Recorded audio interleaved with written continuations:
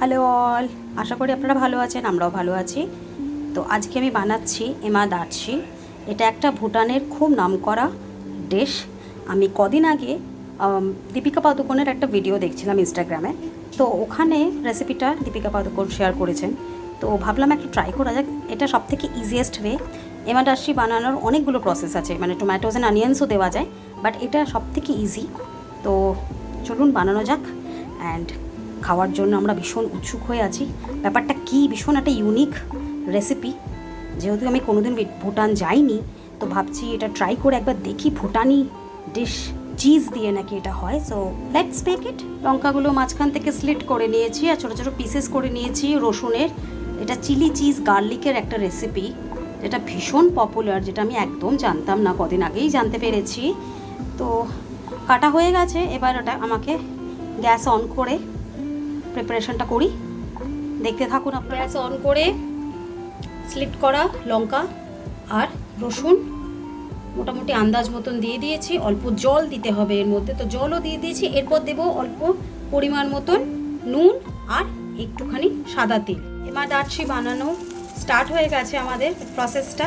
জল দিয়ে দিয়েছি পরিমাণ মতন, নুন দিয়ে দিয়েছি, অল্প সাদা তেল দিয়ে দিয়েছি।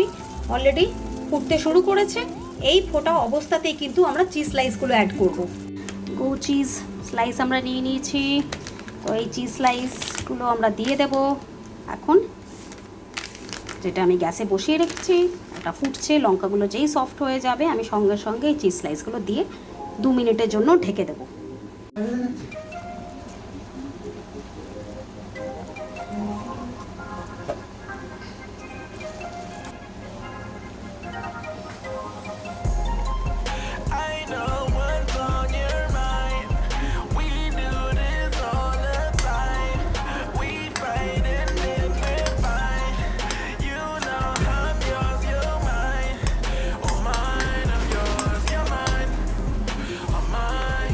ভীষণ ভালো একটা গন্ধ বেরোচ্ছে। আমি অলরেডি নেড়ে দেখেছি, আপনাদেরও দেখাচ্ছি। এরকম কনসিস্টেন্সি এটার হয়েছে। এবার এটা টেস্ট করার পালা, দেখি কীরকম এটা খেতে। যেরকমটা আমি ভিডিওতে দেখেছিলাম, এটা নাকি ভাতের সঙ্গে খেতে হয়। তো এরমভাবে আমি স্প্রেডটা করেছি, করে এটা ভাতের সঙ্গে ভালো করে মিক্স করে এবার এটা আমি খেয়ে দেখি কেমন। গন্ধটা অপূর্ব।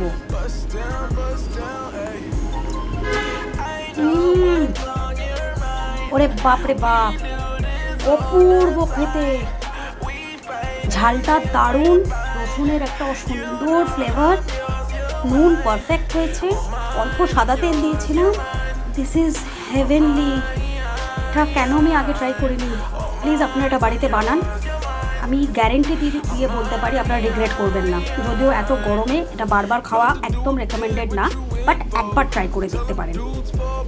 This is too good, too good. Please do try at home and আমাকে প্লিজ কমেন্ট সেকশনে জানাবেন। ভালো থাকবেন সবাই, সুস্থ থাকবেন, অ্যান্ড আমার চ্যানেলটা সাবস্ক্রাইব করে দেবেন, বেশি বেশি করে শেয়ার করে দেবেন। অ্যান্ড খুব তাড়াতাড়ি আবার দেখা হবে আপনাদের সঙ্গে একটা নতুন ব্লগ নিয়ে। Till then take care, bye by.